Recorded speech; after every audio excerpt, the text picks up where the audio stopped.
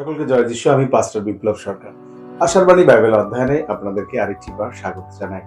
ধন্যবাদ দিই আপনাদের ঈশ্বরের বাক্য শোনার যে ইচ্ছা এবং বাসনা, ঈশ্বর আপনাদেরকে আরো আশীর্বাদ করুন।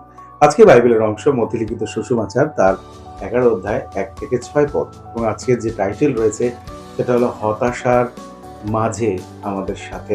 হ্যাঁ, হতাশার মাঝে আমাদের সাথে। এবং বিশেষ করে যখন আমরা 3 পদ দেখি, সেখানে আমরা দেখতে পাই যখন একটি প্রশ্ন করছে, তুমি কি সেই ব্যক্তি যিনি আসবেন, না আমরা অন্য কারোর জন্য অপেক্ষা করব? প্রিয় শ্রোতা, আমরা প্রত্যেকেই কোনো না কোনো পরিস্থিতির কারণে হতাশার সম্মুখীন হই।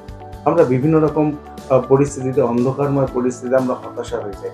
আমরা হয়তো ভালো কিছু আশা করেছি এবং সেই আশার পরেও আমরা সেই এখনো অন্ধকার এবং হতাশায় জীবনযাপন করছি।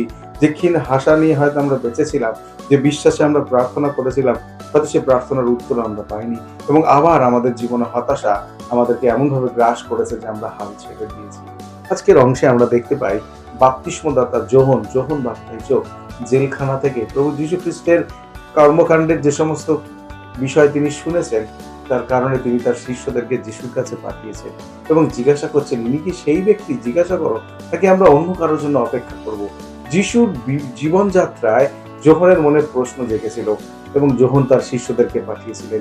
যিশুর কাছে যখন তারা আসে, 11 অধ্যায় 3 পদে লেখা রয়েছে যে যিশু মৃদু প্রতিক্রিয়া দিয়েছিলেন। তিনি বললেন, তোমরা যা দেখেছো এবং তোমরা যা শুনেছো তা যোহনকে গিয়ে বলো যে অন্ধরা দেখতে পাচ্ছে, খঞ্জরা চলতে পারছে, কুষ্ঠরোগীরা সুস্থ হচ্ছে, মৃতরা জীবিত হচ্ছেন এবং দরিদ্রদের কাছে সুসমাচার প্রচারিত হচ্ছে। প্রিয় শ্রোতা, আমি আপনাদেরকে বলতে চাই, যিশু যোহনের সেই দুশ্চিন্তার সময়ও তাকে আশার উত্তর দিয়েছিলেন, সুন্দর উত্তর যা শুনে যোহন নিশ্চয়ই তিনি আনন্দিত হয়েছিলেন। আমরা আপনাকে বলতে চাই এবং এই বাক্য আপনাকে আরেকটি বার ঘোষণা করতে চাই, যোহনের মতো যদি আপনার জীবনেও হতাশা বা প্রশ্নচিহ্ন উঠে আসে, প্রভু যীশু খ্রিস্ট প্রস্তুত রয়েছে সেই পরিস্থিতিতে আপনাকে সাহায্য করার। যে যখন যীশু খ্রিস্ট সম্পর্কে ঘোষণা করেছিলেন যে তিনি হলেন সেই অগ্নি, আগুনের মধ্য দিয়ে সেই তোমাদেরকে বাপ্তাইজিত করবেন, সেই প্রভু যীশু খ্রিস্টের যার সম্পর্কে যখন সাক্ষ্য দিয়েছিলেন, সেই যিশু কিন্তু যোহনের প্রত্যেকটা মুহূর্তে তাকে আশ্বাস দেওয়ার জন্য প্রস্তুত ছিলেন। তিনি তাকে সাহায্য করবার জন্য প্রস্তুত ছিলেন। যোহন যেন হতাশার মধ্যে না পড়ে যায় সেই বিষয়ে তিনি চিন্তিত ছিলেন। প্রভু যীশু খ্রিস্ট আমাদের উৎসের, আমাদের জীবনের সবকিছুর উৎসের, এবং আমাদের উৎসের যে আশা রয়েছে জীবনে, সেই আশারও তিনি উৎস। তাই আমাদের জীবনের যে কোনো পরিস্থিতিতে আমরা যীশু খ্রিস্টের উপর আস্থা রাখতেই পারি।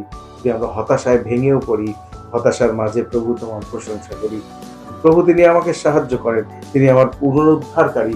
যদি এই মুহূর্তে আমি হতাশা থেকে বেরোতে পারিনি বলে আমার মনে হচ্ছে, আপনি এইটুকু বিশ্বাস করুন, যিশু যথেষ্ট, এবং তিনি আপনাকে সেই হতাশার মধ্য থেকেও তিনি উদ্ধার করবেন, কারণ তিনি যত্নবান ঈশ্বর। আপনাকে সম্পূর্ণভাবে উদ্ধার করার জন্যই প্রভু যীশু খ্রিস্ট এসেছেন। আজকে যখন আপনি প্রার্থনা করেন, তখন আপনি প্রভু যীশুকে যে আস্থা রেখেছেন, সেই আশা যেন আরো তিনি বাড়িয়ে দেন আপনার জীবনে, তার জন্য প্রার্থনা করেন।